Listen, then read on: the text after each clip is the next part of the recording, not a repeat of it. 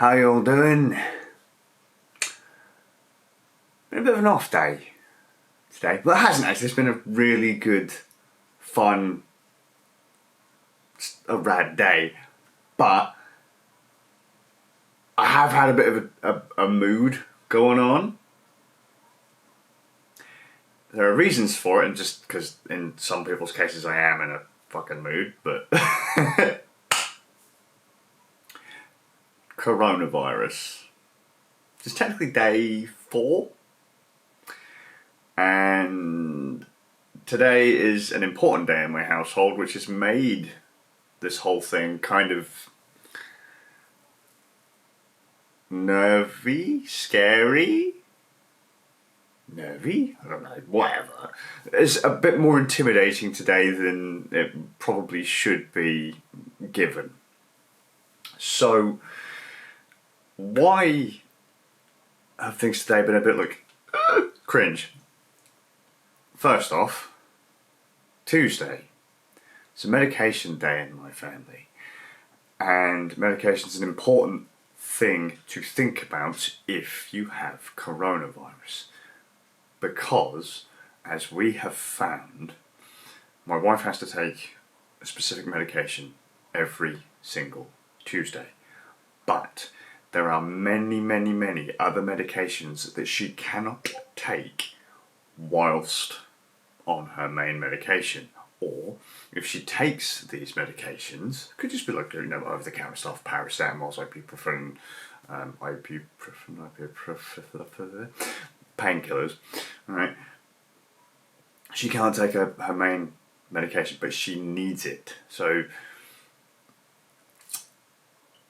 if you have any long-standing medical conditions and you end up with coronavirus, make sure what you can and can't do or take with whatever medications you're on, if you're on any.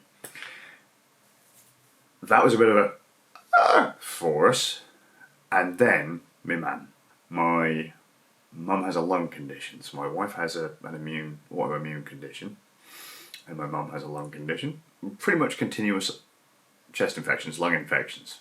She has scarring of one of her lungs. She can't take anything to help her deal with the symptoms of coronavirus because she is on medication to try and alleviate the chest infection, the lung infection. She has one right there now.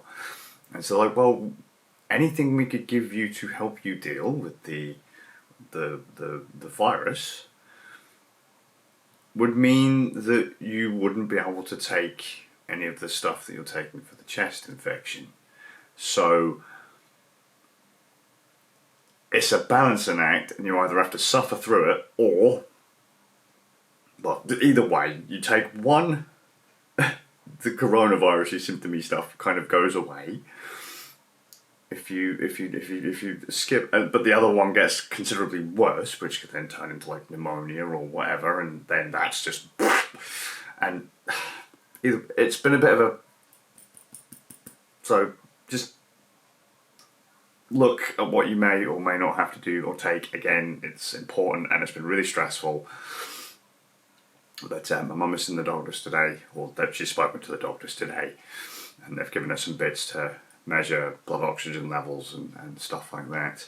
Peak flow is down to 150. I mentioned yesterday what peak flow is. She should be at around 400, 450-ish. She's never at that level. She's usually sitting at best 200, 150 today. But I figured I'd kind of go over some of the symptoms that we're going through.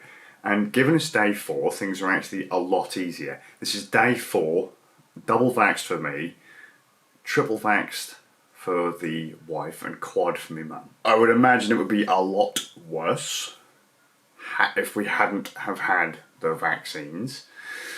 In my mum's case, the doctor said, damn good she had the 4th one, and they've actually suggested she have another one in 2 months, I think, ish.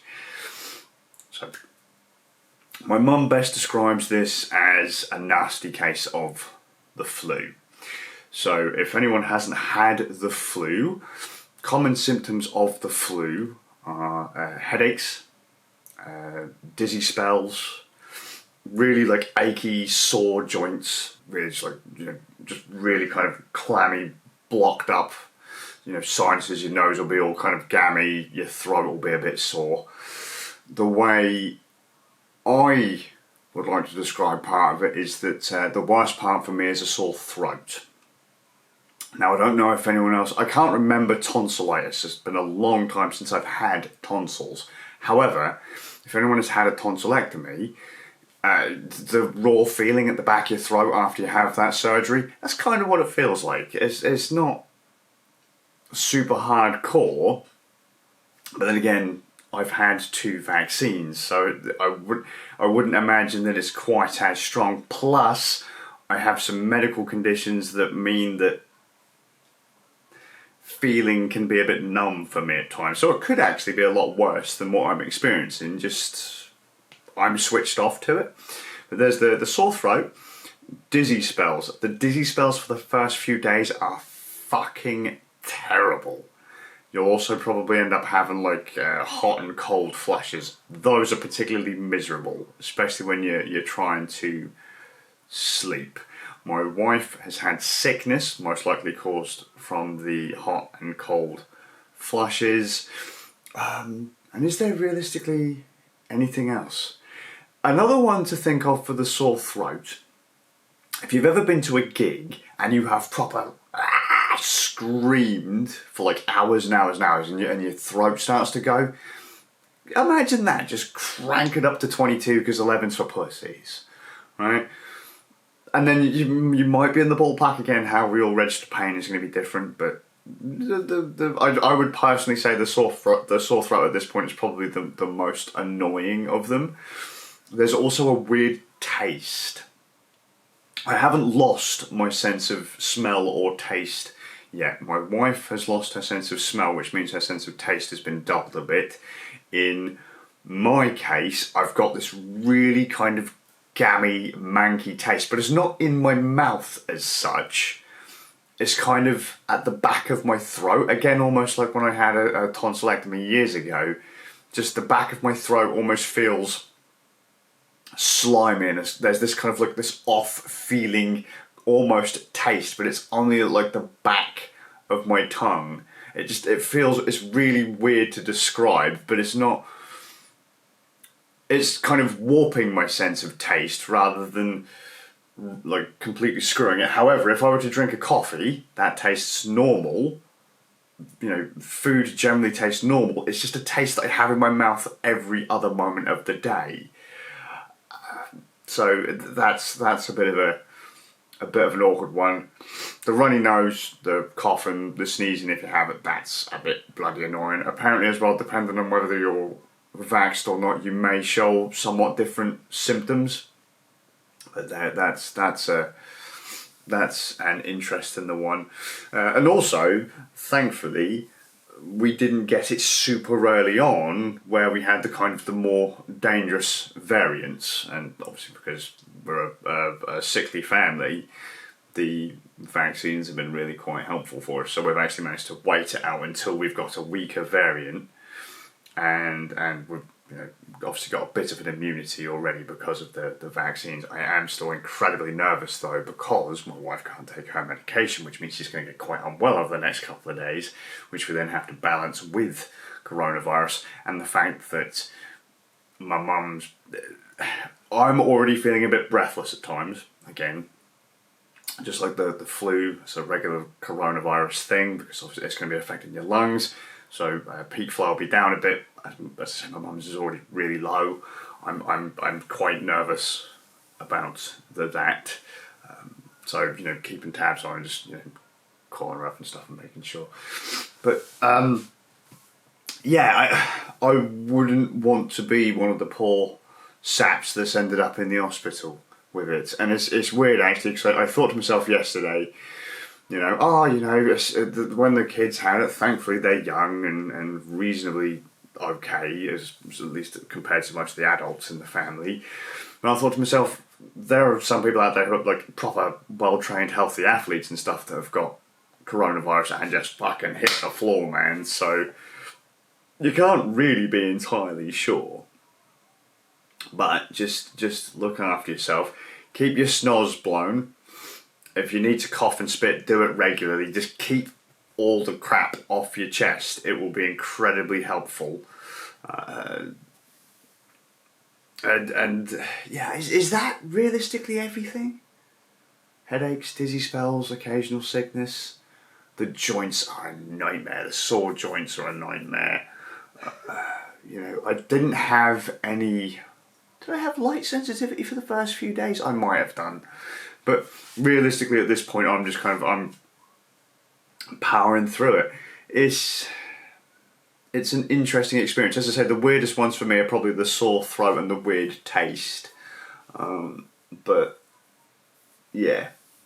And then just worrying about everyone else kind of thing. But yeah. If anyone else has had COVID that I know, I'd actually be kind of interested to talk to them about it. So I know some people who have been proper bedridden and have had side effects of the illness for months and months and months. So, I don't know, it's a case of when you get it at this point, not if you get it. Everyone is going to get it. It's never going to go away. It was never going to go away.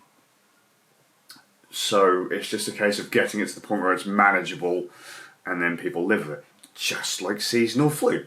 People don't even think about it. But it's there. The funny thing for me is, after 2 years, we've got it. I mean, when did lockdown start? I think I said it yesterday. It was in March-ish time when I think everyone started going balls deep serious with it. Well, probably this month, like a couple of years ago, April. Like everyone, because people were told, you're only going to have to lock down for 2 weeks. But the trouble is, the lockdowns we did were so weak and pathetic, there were still things moving around. And it only takes a single point of failure to let this shit go wrong, So... it only takes one person to not follow the rules to go, well, this person's got it, they go into a clear area, quarantine is completely out the window. So all your deliveries and that you've been having, your Amazon and your takeaways and all that kind of stuff, and the occasional person sneaking out and doing whatever it is they want to do, the quarantine was bullshit. So the idea that we were going to get away with it for two fucking weeks, what brain box came up with that one? 2 weeks turned into 2 years incredibly slowly. What, these 2 years lasted a long fucking time. Nice 2 week fucking lockdown, dickheads. No, shouldn't say that. These are supposed to be medical professionals taking their best whack at it, and they stuffed it. And considering we've had a billionty other pandemics, none quite as serious as this one in recent history, when was the last one we had? MERS? MRSA? And then we had SARS. Like, we've had these before and they predicted them before, but we just didn't do anything about it. So we've been developing these vaccines and stuff pretty much since then. But yeah, either way, other than the random fluff and those kind of like hair pulling moments today, I think I've covered all the symptoms and stuff that we're going through. I think I have. No, I've had a great day. I got to hang out with my boys. And oh mate, I got to fight God as an actual god. I was playing EDF. I don't have any footage of it to splice in. I love EDF games.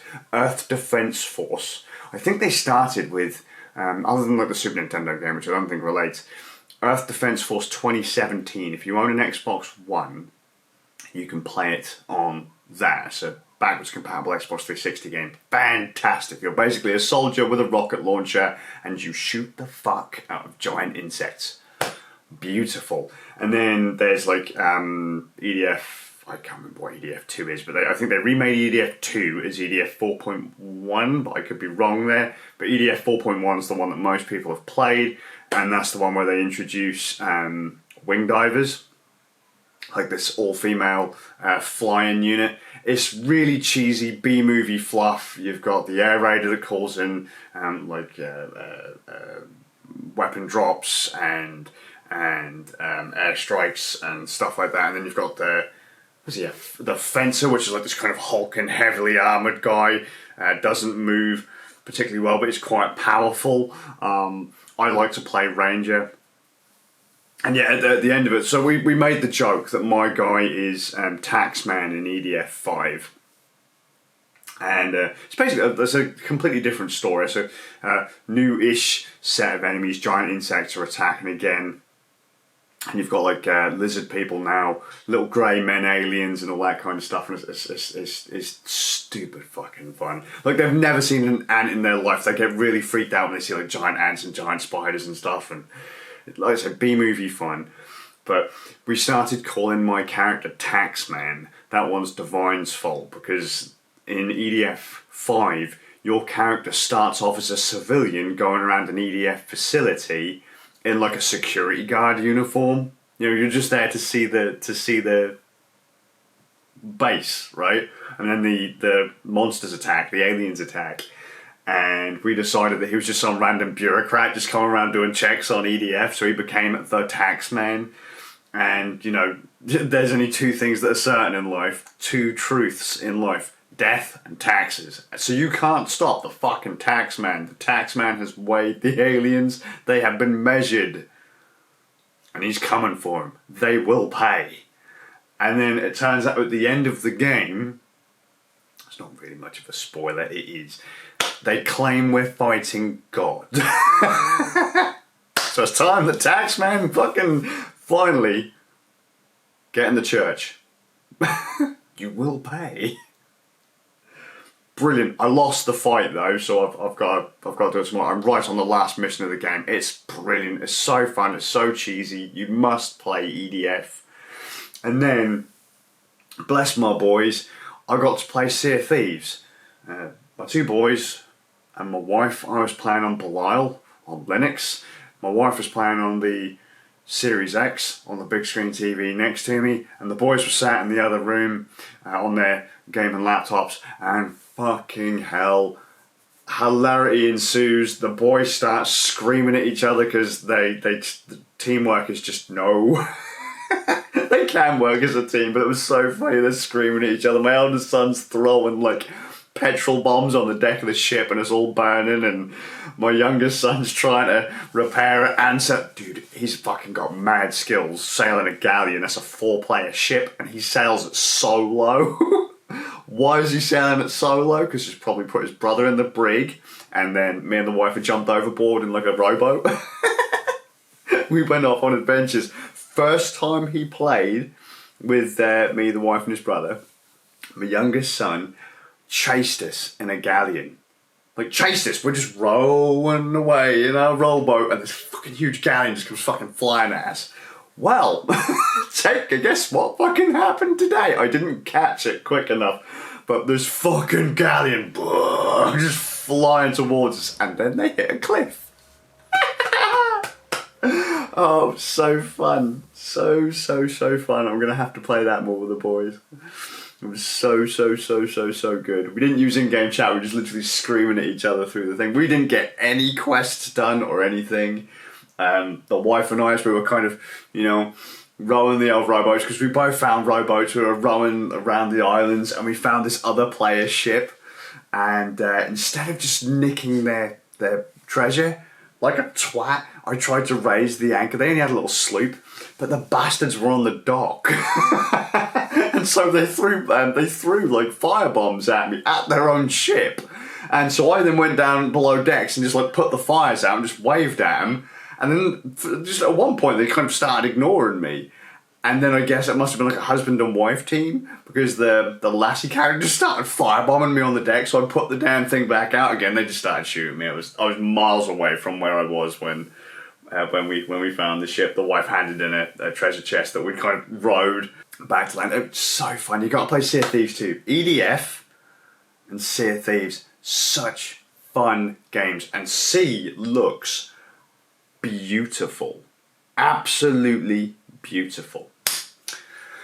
And then that was it. Other than that, I played, we had Rand Nerds game night, we played some Demio in the VR, so I had to fucking set up all my VR gear again, and I need to rework all the plugs and stuff under my desk because it's a mess, and I'd unplugged all my base stations for my Vive, my HTC Vive headset, and so I accidentally unplugged my NAS, so that's why I have to kind of rejig all the cables. I didn't unplug it, but like, you know when sometimes you start moving around an extension lead and just some plugs just don't, they kind of come loose. That happened with my NAS, and it does it a lot, so I need to make sure that the fucking extension stays flat and all the sockets stay in, and then jobs are done. But yeah, I've just had food delivered, so I'm gonna sort off and go and eat. 22 minutes of complete bollocks. This was only supposed to be 5 minutes. I talk way too much, but tough fucking shit. So hope you guys are well. Please look after yourselves. If you do have any pre-existing medical conditions and you end up with corona, please, please, please pay attention to any medication you may or may not have to take. Okay? Because some things just don't work well with certain people. If you're on certain medications, you can't take some of those medications with over-the-counter drugs. I'm sure most people would know what they can and can't take if they've been taking that stuff for a while, but just be careful, you know? So, gonna head off. Hope you're well. Again, stay safe, and I'll see you all with a bit of luck tomorrow. And if you're not one of the people who has to worry about it, just be just a little bit respectful. Alright? You don't have to agree, just be cool with each other. Don't take the piss out of each other, just be cool. Play Sea of Thieves and fight God. Taxman. Fucking love that. Superhero Taxman, just like Delivery Man, pizza delivery guy. What a great squad. You know?